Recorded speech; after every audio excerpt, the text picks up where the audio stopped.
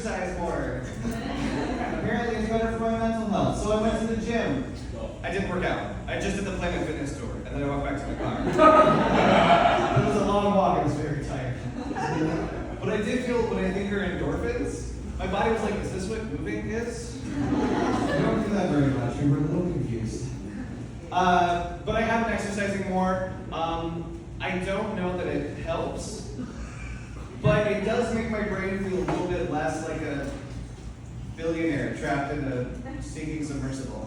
I'm just gonna move that like 2 weeks. It's fine, I can toss that back in the ocean. But exercising has been helping, and it pisses me off because I hate when my therapist is right.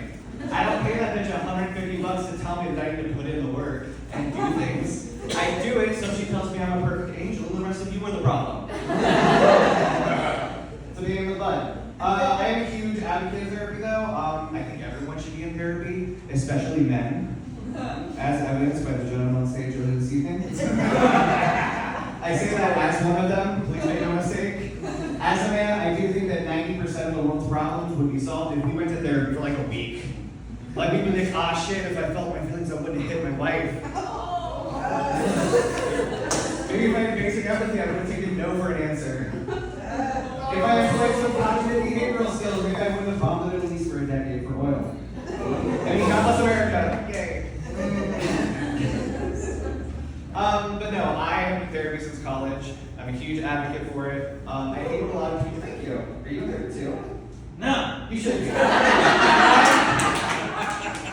I've been in it for years, and I think what a lot of people don't tell you is that you need to like find a therapist that works with you. It's not like the doctor's office where you go in with a headache, they tell you you're fat and send you home with Vicodin. But I've been through a lot of therapists. My first therapist was a gay conversion therapist. My parents liked him. But it's like a secret, like a few sessions in he started talking about God, and he gave me a pamphlet for like an adult conversion cruise. And I was like, you do realize that cruises are one of the gayest things on the planet. How are you going to get a bunch of gay dudes to turn straight on a cruise? We're going to get 5 feet within a vodka tonic and start sucking dick on the high seas. I'm like those when you're saying, I was like, oh, think about it, but only if there's bottles of mimosas and a bunch of hot drinks. He did not call me for a follow-up appointment. My next therapist is very logic-oriented, because he was a man. And he used those like cliches that our boomer parents use when we don't finish our dinner. He was like, you don't need to be sad. There's a bunch of starving children in Africa who would love your life. And I was like, why did you pick Africa? There's starving children down the street, dude. Also, shockingly, guilting me into making me feel better did not really work. That's why I was there. My next therapist, she was a witch. She came in the session being like, everything is connected. The universe is magic. You feel it. And I was like, no, I feel suicidal. And she was like, here's a crystal. And it helped. It was distracting. It was shiny. I was like, ooh. My current therapist is great, though. I've been with her for years. She really holds me accountable, helps me work through things. A couple weeks ago, she called me a slut. And I was a little offended at first, but then when I was browsing Twitter, I found that bitch's OnlyFans. I was like, who's the slut now, bitch? That's a drug anyway. I'm not gonna watch it, they do support women.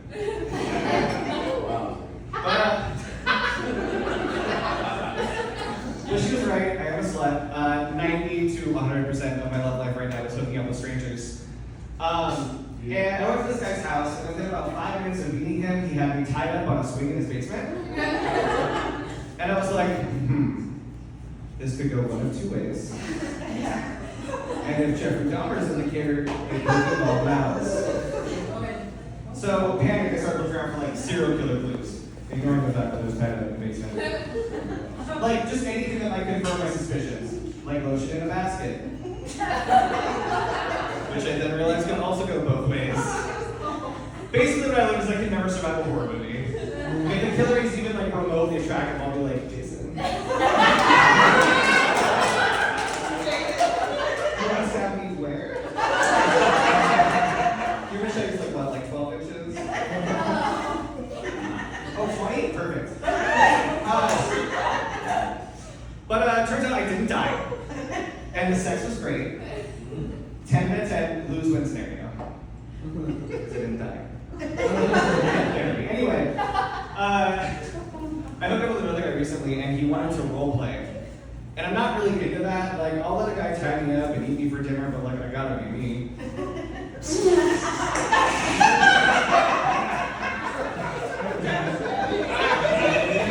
Well, like, roleplay has just never interested me.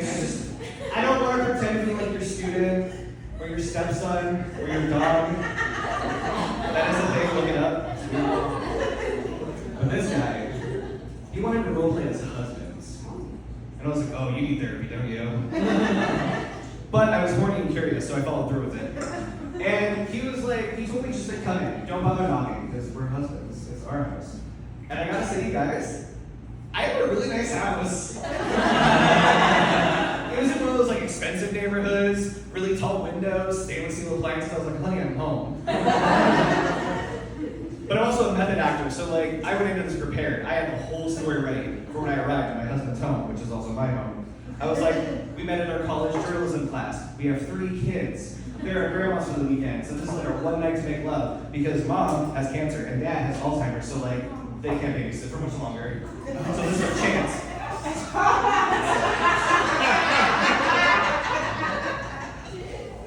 So I get in there, there's no small talk, we just start making out, it's good, it's alright. And then he's like, hey, baby, we're gonna go fucking out of bed, and I was like, cut.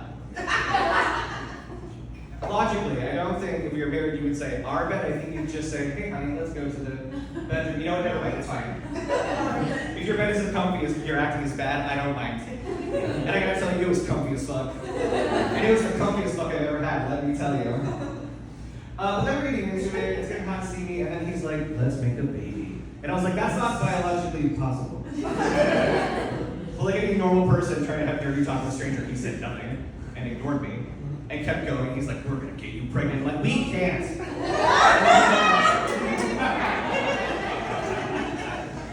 So we're still going, I'm thinking about the divorce proceedings in my head. And in true married fashion, he comes in like 30 seconds. And as he comes, he goes, I love you. And I was like, oh my God. It looks cute, man. Anyway, I told him I went out for cigarettes and I'm never going back.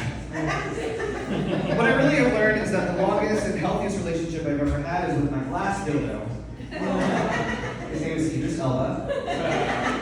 And you know, I don't know why I asked for more. Idris is the perfect man. He's long, he's dependable. He never goes soft and he's always just a little bit cold. Thank you guys so much. My name is Corey Bennett.